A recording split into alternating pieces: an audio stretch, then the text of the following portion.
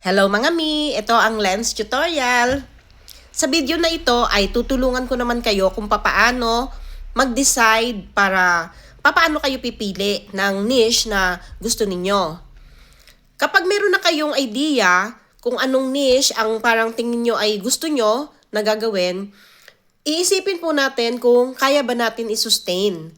Kasi ibig sabihin nun, kaya natin siyang ituloy-tuloy. Halimbawa po, ang topic natin ay tutorial.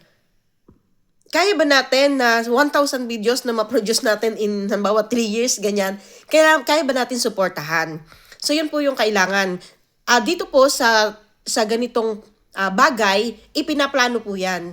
Paplanuhin natin kung ano ang ating mga everyday na isi-share natin sa ating mga audience. Ganun po ang pagpili ng ating niche. At kailangan, ang pipiliin natin ay talagang gusto nating gawin. Hindi po yung gagayahin lang natin kung kung ano yung ginagawa ng mga idol natin.